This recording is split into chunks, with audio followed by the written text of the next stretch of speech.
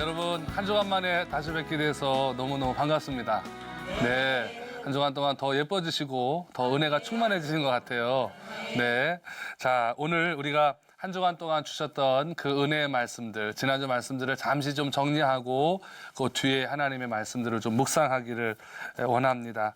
자, 여러분 지난주에 하나님이 드디어 이제 모세를 부르셔서 구원 등판을 시키시게 되는 말씀을 우리가 들었습니다. 제가 야구에 빗대어서 말씀을 드렸는데, 여러분 모세가 구원 투수로 등장하라고 하니까 등장해요, 안 해요? 왜 안 했을까요? 두려웠어요. 지금도 대답이 두렵습니다. 그렇죠? 두려웠습니다. 등장을 못하고 있는데 하나님이 그를 등장시키기 위해서 세 가지 함께 하시겠다는 증거를 보여주셨습니다. 여러분 기억 혹시 하시나요? 첫 번째가 뭐였죠? 뱀을 잡는 능력을 보여주셨어요. 그죠? 자, 이 뱀을 잡는 능력을 하나님이 보여주시면서 이제 사탄의 잔당들을 소탕하라라는 말씀이죠. 왜냐하면 사탄의 머리는 누가 소탕하세요? 예수님께서 이제 나중에 하실 일이기 때문에 하나님이 그렇게 말씀을 합니다. 그러면서 하나님의 말씀에 순종할 때 내 경험과 내 이성을 가지고 이야기하는 것이 아니라 하나님의 말씀을 신뢰하고 순종할 때, 뱀은 원래 여러분 꼬리 잡는 거예요? 머리 잡는 거예요? 머리를 잡아야 되는데 꼬리를 잡으라고 하죠. 그렇게 하나님의 말씀에 순종했을 때 하나님은 모세에게 놀라운 은혜를 부어주셔서 여러분 그 뱀의 꼬리가 뭘로 변했어요? 지팡이로 변했습니다. 잘 기억하고 계십니다. 자, 이것은 영적 전쟁에 승리해야 됨을 말씀을 하시는 거죠. 두 번째는 여러분 어떤 기적이었어요? 나병을 치유하는 은혜를 하나님이 허락해 주셨습니다. 깨끗한 손이 가슴으로 들어갔다가 나오면서 여러분 그 손에 나병이 걸렸어요. 자, 그러면 이 나병은 손에 원래 있었던 것일까요? 가슴에 있었던 것일까요? 가슴에 있었던 겁니다. 자, 이 나병이라고 하는 것은 전염병이기 때문에 깨끗한 손이 가슴에 닿으면서 가슴에 있던 나병이 전염됐다. 그리고 다시 하나님의 말씀에 순종해서 넣었다 뺐을 때 어떻게 됐죠? 깨끗하게 치유되는 은혜가 있었습니다. 자, 여러분 이것은 무엇을 의미할까요? 하나님이 이스라엘 백성들의 마음의 병을 치유할 수 있어야 대행자로서의 사명을 감당할 수 있다. 또 하나는 리더인 또 이 대행자인 모세가 스스로 자기 자신의 내면을 잘 관리하지 못한다면 하나님이 그를 대신해서 쓸 수가 없다. 너의 내면도 치유하고 백성들의 내면도 치유할 수 있어야 된다 하는 하나님의 능력의 말씀을 보여주셨습니다. 세 번째는 뭐냐면 나일강이 피가 되는 하나님이 기적을 보여주십니다. 자, 이것은 뭘 의미하죠? 나일강은 여러분 아시지만 애굽의 젖줄입니다. 생명을 잡고 있는 겁니다. 그래서 여러분 만약에 나일강 물이 피가 되면 여러분 그 사람들은 살을까요? 죽을까요? 죽습니다. 먹을 물이 없기 때문에 죽습니다. 세상의 풍조에 끌려가는 것이 아니라 세상의 풍조를 이끌어갈 수 있는 사람, 그 사람이 내가 되어야지만 된다. 하나님이 이 세 가지 능력을 보여주시고 이 능력을 너에게 줄 것이니 너는 이 능력을 가지고 가서 나의 명령을 실행에 옮기라라고 하나님이 말씀을 합니다. 자, 여러분 여기까지가 우리가 지난주 우리가 묵상했던 말씀인데, 자, 이제부터 이 모세는 이 세 가지 능력을 경험한 후에 어떻게 하고 있을까요? 자, 모세가 있는 곳으로 한번 저와 같이 한번 가보도록 하겠습니다.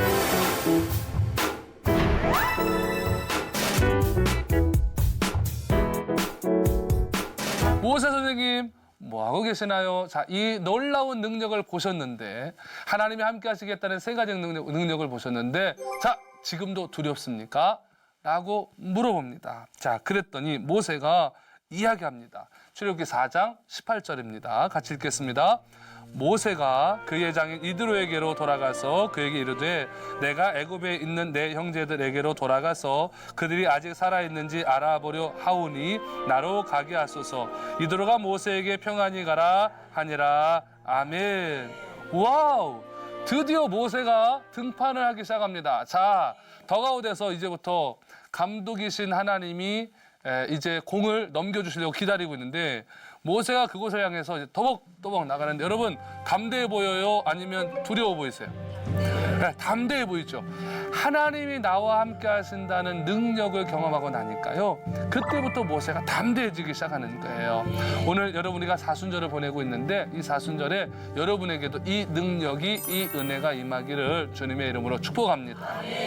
자, 여러분 여기서 우리가 가만히 한번 살펴보아야 할 것이 있습니다. 19절인데요. 같이 읽겠습니다. 여호와께서 미디안에서 모세에게 이르시되 애굽으로 돌아가라. 내 목숨을 노리던 자가 다 죽었느니라. 아멘. 이제 하나님이 말씀을 합니다. 그가 장인에게도 가서 떠나겠다고 말을 해요. 그랬더니 장인이 뭐라 그래요? 가라고 이야기해요. 그리고 하나님이 또 한 번 그에게 말씀하시면서 너를 죽이려고 하는 자가 죽었으니 담대함으로 가라고 하나님 말씀합니다. 다시 말해 뭐예요? 하나님의 격려와 장인어른의 축복 속에서 모세가 드디어 미디안 광야를 떠나서 이제 애굽을 향하여 그가 발걸음을 옮기기 시작을 합니다. 그런데 모세가 홀로 가나요? 그렇지 않습니다. 모세가 홀로 가지 아니하고 가족들을 데리고 이동을 하게 됩니다. 이제 그의 아내와 자녀들을 데리고 이제 미디안 땅을 떠나서 드디어 내가 살았던 땅, 나의 민족이 있는 애굽을 향하여 모세가 하나님의 마음을 가지고 사명을 가지고 출발합니다. 자, 그런데요. 여러분 창세기 4장 24절로 26절에 보면 조금 이해가 가지 않는 부분이 등장을 합니다. 뭐냐면 모세가 이제 애굽으로 가기 위해서 출발을 했어요. 우리 따지면 더가웃에서 투수석으로 막 나가는데 가다가 이게 너무 멀어. 여러분 보시면 더가웃에서 투수 있는 자리까지 멀죠? 네. 안 비껴도 이럴 때는 멀어요. 이게 하루길에 갈 수가 없는 거예요. 그래서 가다가 좀 쉬었다 가야 되겠어요. 그래서 잠깐 중간에 숙소 아닌 숙소에서 쉬게 됐어요. 우리 따지면 여행하다 뭐 여관에서 쉬듯이 쉬게 됐습니다. 그런데 그때 하나님의 사자, 여호와의 사자가 등장합니다. 우리로 따지면 여호와의 사자가 와가지고 아유 모세 선생님 힘드시죠? 막 다리를 막 주물러 주면서 아유 이제 큰일 하러 가셔야 되는데 힘내셔야죠. 이래야 정상인데 여호와의 사자가 나타나서 모세를 죽이려고 합니다. 와, 놀란 거죠, 여러분? 지금 표정이 놀라는 거예요. 아니 하나님의 사명을 받아서 애굽으로 가는 모세를 왜 하나님이 죽이려고 하셨을까요? 충격적인 장면이 지금 사실 성경에 기록이 되어져 있습니다. 저는 이 말씀을 묵상하면서 이해가 안 가더라고요. 아니 어떻게 당신의 미션을 가지고 가는 당신의 종에게 위해를 가하실 수 있을까? 그것도 하나님. 근데 여러분 이것이 하나님이 그냥 보여주시기 위한 거였을까요? 아닙니다. 진짜로 죽이시려고 했던 겁니다. 자, 그런데 또 여기서 더 이해가 가지 않는 상황이 발생을 하는데 갑자기 이 상황에 누군가 한 여인이 뛰어들어요. 잠깐만요! 잠깐만! 하고 끼어들어요. 누가 끼어드냐면 모세의 아내가 끼어듭니다. 모세의 아내 이름이 뭐예요, 여러분? 십보라입니다. 십보라. 구보라가 아니고 십보라입니다. 십보라. 십보라가 등장을 해요. 그러면서 십보라가 정말 의외의 행동을 합니다. 어떤 의외의 행동을 하냐면 십보라가 갑자기 아들을 불러요. 자기 아들을 불러가지고 엄마가 말이죠. 아들에게 할례를 행합니다. 여러분 지금 이 모든 장면들이 이해가 되세요? 갑자기 벌어지는 일들이에요. 이게 전혀 예측이 되지 않는 일들이 벌어지는 거예요. 이 상황이 이해가 가지 않습니다. 그러면서 그 다음에 뭐라고 말하냐면 이는 나의 피남편입니다 라고 뜬금없는 이야기를 십보라가 하고 있습니다. 여러분 여기서 오늘 이 십보라의 이야기를 한번 들어볼 필요가 있죠. 출애굽기 4장 26절 말씀입니다. 같이 읽겠습니다. 여호와께서 그를 놓아 주시니라. 그때 십보라가 피남편이라 함은 할례 때문이었더라. 아멘. 자, 여기에 왜 이런 일이 벌어졌는지 좀 힌트가 등장을 합니다. 거기에 우리가 힌트를 한번 살펴볼 수 있다면 할례라는 단어입니다. 이 할례라는 단어에서 우리가 뭔가 한번 체크해 볼 것이 있습니다. 이게 중요한 실마리예요. 자, 여러분 지금부터는 여러분이 형사의 마음을 가지셔야 돼요. 무슨 마음을 가지세요? 형사. 네네. 아주 여자 형사 치고 너무 예쁘신 것 같은데요. 형사의 마음을 가지시고 지금부터 좀 상상력을 좀 동원해 보겠습니다. 왜냐하면 성경에 기록이 되어져 있지 않아요. 실마리는 나오지만 이것이 기록되어 있지 않아요, 정확히. 그래서 지금부터 좀 상상력을 좀 동원하겠습니다. 지금부터 여러분 스스로가 한번 형사의 마음으로 한번 이 할례라는 단어를 가지고 왜 이런 일들이 벌어졌나 한번 추리해보고 여러분들이 한번 수사도 해보고 여기서 답을 좀 얻어내는 그런 시간을 좀 가져보도록 하겠습니다. 상상할 준비가 되셨나요? 네. 보니까 뭐 평소에도 상상을 많이 하실 것 같은데. 네. 자, 상상하면서 한번 잘 따라 들어오시기를 바랍니다. 자, 모세. 그는 누구랑 결혼했죠? 십보라랑 결혼했습니다. 그런데 결혼해서 어디서 살았어요? 미디안 광야에서 살았습니다. 왜냐하면 십보라의 친정이 거기 있었기 때문에 그렇습니다. 자, 여러분 우리 이것을 뭐라고 그래요? 처가살이라고 말을 합니다. 처가살이를 모세가 하게 되는데 여러분 이 모세가 처가살이 하면서 십보라와의 사이에서 드디어 아기를 하나 낳게 되는데 그 아들의 이름을 아버지인 모세가 지었습니다. 뭐라고 졌냐면 아들의 이름을 게르솜이라고 지었습니다. 이름이 뭐라고요? 게르솜입니다. 게르솜, 솜이에요. 이 게르솜이라고 하는 이름의 뜻이 뭐냐면 내가 타국에서 객이 되었다라는 뜻이 있습니다. 야, 여러분 어떻게 이렇게 그 이름을 자식의 이름을 자기의 감정을 넣어서 모세가 지었을까요? 예를 들면 이런 거예요. 아버지가 아들 이리 와봐. 그런데 그 아들 이름이 뭐냐면 내가 타국에서 객이 되었다. 이런 거죠. 게르솜 이리 와봐 그러면 내가 타국에서 객이 되었다. 이리 와봐. 이렇게 되는 거예요. 여러분 그런데 이 이름을 그냥 지었을까요? 아니죠. 우리는 도대체 우리라면 이렇게 안 지었을 것 같지만 모세가 이렇게 지었을 때는 나름의 모세의 마음이 거기에 담겨져 있는 거예요. 오늘 할례와 게르솜 이 두 단어가 지금 이 갑자기 벌어진 모세를 죽이려고 했던 그 사건을 풀어갈 수 있는 결정적인 단서를 제공하게 된다는 것입니다. 자, 여러분 정말 모세는 타국에서 살았어요. 거긴 이스라엘이 아니에요. 다른 나라예요. 그럼 다른 나라에서 사는데 객처럼 살았습니다. 여러분 객이 뭔 줄 아시죠? 그냥 막 얹혀 살고 눈치 보고 살고 그런 삶을 모세가 살았다는 겁니다. 결혼을 했습니다. 처가살이를 했어요. 외로웠어요. 남의 나라, 낯선 환경, 모르는 사람들 속에서 그가 삶을 살아갑니다. 그래서 그 외로움을 달래보고자 아들의 이름을 게르솜이라고 이제 지었던 건데요. 자, 여기서 그가 어떤 하나 일을 벌리는 거예요. 어떤 일을 벌리냐면, 자, 이스라엘 백성들은 하나님과 언약했던 게 있습니다. 뭐냐면, 아브라함을 통해서 큰 민족을 이루고 땅을 주시겠다라고 하나님이 말씀하시면서 그러려면 너와 나 사이에 언약을 체결하자 말씀하세요. 그게 창세기 17장 10절로 14절인데 제가 읽어드릴게요.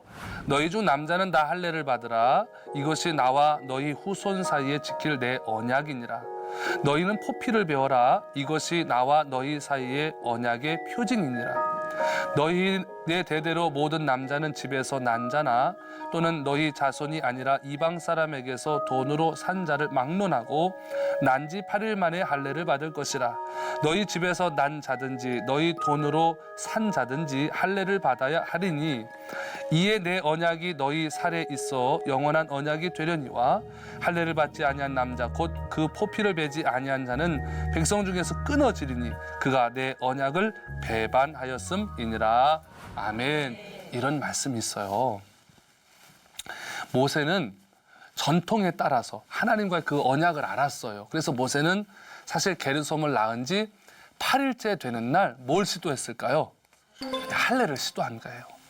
그런데 갑자기 어디선가 등장을 하는 거예요. 누가? 십보라 엄마가. 당신 미쳤냐고, 지금 애한테 무슨 짓을 하는 거냐고 막 난리가 납니다. 그랬더니 모세가 얘기해, 아니야 여보, 그런 거 아니야. 이것은 반드시 히브리 남자라면 해야 될 일이야. 하나님과의 언약이야. 근데 여러분, 이 엄마 입장에서 이해가 돼요, 안 돼요? 전혀 안 되는 거예요. 미쳤냐고, 지금 애 태어난 지 8일밖에 안 되는 아이의 살을 지금 찢으려고 하니 당신이 아빠가 맞냐고 막 소리를 고래고래 지르는 거예요. 물론 이건 성경에 안 나와 있습니다. 어디 가셔서 여러분 또 그랬으면 저 이단됩니다. 네. 우리 상상력을 좀 동원해 보는 거예요.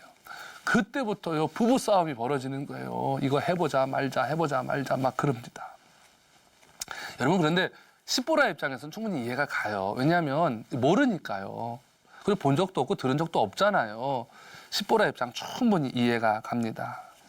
근데 모세는 여러분 처가의 눈치를 봐야 해요, 안 봐야 해요? 봐야 해요. 그러니까 거기서 그것을 못하고 그냥 중단해 버렸습니다. 결국 게르솜은 할례를 받지 못하고 아이가 성장을 하게 됐다는 겁니다. 이런 과정을 거쳐서 온 가정인데 이 가정이 어느 날 애굽을 향해서 출발을 한 거예요. 그래서 길을 가는 거예요. 가다가 잠깐 쉬고 있는데 갑자기 여호와의 사자가 나타나서 모세를 죽이려고 합니다. 여러분 출애굽기 4장 24절로 26절이죠. 모세가 길을 가다가 숙소에 있을 때에 여호와께서 그를 만나사 그를 죽이려 하신지라.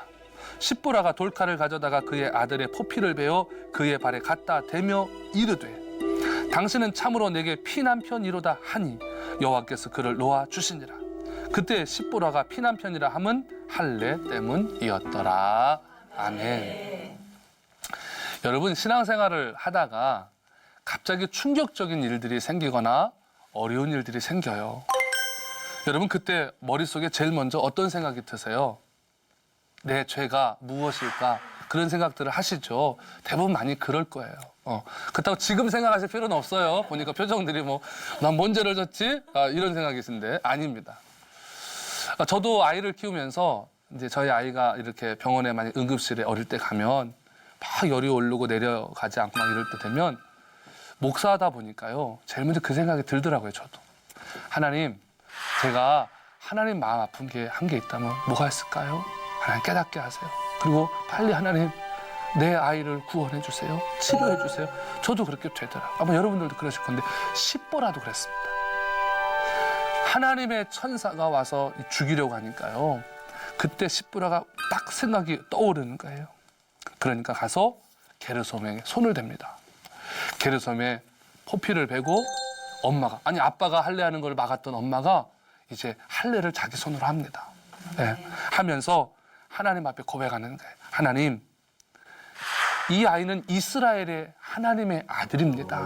하나님, 하나님과 언약을 맺었었는데 내가 그것을 하지 못하도록 했습니다. 이제 이 아이는 미디안의 아들이 아니고 이스라엘의 하나님의 아들입니다. 그리고 나는 그의 아내입니다. 내 남편도 할례를 행한 하나님의 사람입니다. 우리 따지면 이런 거예요. 목사님하고 결혼했는데 사모님들이 나 사모 못하겠어요. 막 이러고 있다가 하나님 맞습니다. 내 남편이 목사고 난 사모입니다. 내가 그 삶을 이제는 살아가겠습니다. 하면서 고백하는 장면이 바로 이 장면이 되어집니다. 여러분 왜 이와 같은 일들이 벌어졌을까요? 조금은 이해는 가죠. 하나님이 언약을 기억하라고 하시는 거구나. 그러나 여러분 여기서 우리가 하나 중요한 하나님의 마음을 읽어야 합니다. 여러분 기억하십시오. 하나님은 어떤 상황이 오더라도 하나님의 원칙만큼은 무너뜨리는 것을 원하지 아니하십니다. 하는 겁니다. 상황이 이해 다 가요. 우리가 아까 십보라 이해했잖아요. 모든 상황을 이해하더라도 이해는 이해로 끝나는 거예요. 하나님과의 언약은 무슨 일이 있어도 지켜야 된다라는 이야기입니다. 내가 너를 이해하지만 나와의 약속은 지켜라. 이 말입니다. 내가 너를 이해한다고 해서 내가 너를 봐주는 것이 아니라 내가 너를 이해해도 너는 약속만큼은 지켜야 한다라는 말씀입니다. 다시 말해 우리가 하나님 앞에 쓰임 받으려면 하나님께 코드를 맞추라는 겁니다. 맞추셔야 된다는 거예요. 그것을 훈련하는 거예요. 여러분 이런 경우들이 있어요. 제가 보니까 우리 이제 여자 청년들이 결혼할 때 믿음이 없는 가정으로 시집을 가요. 그러면서 가면서 그래요. 목사님 저 선교사의 마음으로 가요. 그렇게 갈 때는 다부진 마음으로 가는데 가서 남편을 전도를 못해요. 그 다음에 교회를 한 주 빠지고 두 주 빠지고 안 나와요. 왜 그러냐고 물어보면 가정에 화목이 깨질까 봐. 이해는 가요. 충분히 그 상황 이해 가잖아요. 얼마나 그 가정에서 힘들겠어요. 안 믿는 가정에서. 이해는 가지만 그렇다고 해서 성전에 주일날 나오지 않는 것은 주일 성수를 하지 않는 것은 하나님의 원칙에 어긋나는 거예요. 하나님이 이해는 하지만 원칙은 지키라는 거예요. 이 말씀을 이렇게 우리가 한번 적용해 봐야 해요. 여러분이 어떤 힘든 일이 있고 여러분 가정에 어떤 일들이 있어서 이해는 가요. 그 상황이. 그러나 하나님과 맺은 언약, 원칙만큼은 꼭 지켜나가지 않으면 우리의 신앙이 녹아내리게 돼 있습니다. 여러분, 오늘 하나님은 40년 전에 맺었던 그 언약의 시간들, 여러분 기억해 보라는 거예요. 모세가 여러분 광야에 40년 전에 들어오잖아요. 그 40년 전에 모세가 하나님의 마음을 가지고 광야를 갔어요. 그리고 40년이 지나서 지금 출애굽을 해요. 다시 하나님 말씀합니다. 내가 내게 은혜 준 것들을 기억하고 그 마음을 가지고 애굽으로 다시 한번 가라. 다시 한번 리마인드 시켜주는 모습을 보게 됩니다. 여러분 기억하십시오. 하나님이 우리에게 은혜를 주실 때는 여러분 은혜를 많이 받으십시오. 그런데 은혜를 받고 나면 우리도 화답해야 됩니다.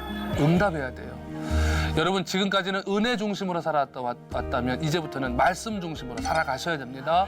언약의 말씀을 기억하시고 언약의 말씀을 지키시고 삶을 살아가셔야 된다는 것을 의미합니다. 이제 여러분 지금까지 은혜 많이 받으셨죠? 이제 말씀의 어떤 삶을 살아가시고 하나님께 코드를 맞추시면서 살아가셔야 돼요. 이제부터는 하나님의 원칙 변하지 않습니다. 그 원칙은 내 상황이 어떠할지라도 지키고 살아가야 된다. 이것을 하나님이 다시 한번 이 가정에게 기억을 시켜주시는 겁니다. 십보라가 이제 피난편으로 인정합니다. 자기의 사명은 이스라엘의 대행자와 삶을 살아간다는 것을 기억하면서 이 가정이 이제 본격적으로 애굽으로 들어가게 됩니다. 여러분 보시지만 애굽으로 지금 가는 이 과정이 너무나도 순탄치 않아요. 훈련의 기간도 길었고 가는 과정 속에서 또 계속 테스트가 있고 하나님 이렇게 해서 모세를 보내게 됩니다. 자, 여러분 이렇게 피난폰이라고 이 십보라가 고백했는데 이 시간 이후에 모세와 십보라와 부부싸움이 있었을까요? 없었을까요? 없었겠어요. 네. 예, 성경에 안 나와요. 자꾸 그러시면 여러분 이단 되십니다. 이제 이 이야기는 천국 가서 모세에게 한번 여쭤보시기를 바라고요. 자, 여러분 오늘 이 말씀을 기억하시면서 우리의 신앙생활이 은혜 중심에서 철저하게 말씀 중심의 신앙생활로 바뀌어가기를 하나님 원하시고 원칙을 지키라고 말씀을 합니다. 여러분 이 말씀을 기억하시고 이 한 주간 동안도 그 은혜 안에서 승리하는 귀한 은혜가 여러분 안에 있기를 주님의 이름으로 축복합니다. 여러분 한 주간 동안도 하나님의 말씀 안에서 승리하시기를 바랍니다. 여러분 정말 주님의 은혜 안에 승리하시기를 간절히 바라고 축복합니다. 다음 주에 뵙겠습니다. 고맙습니다.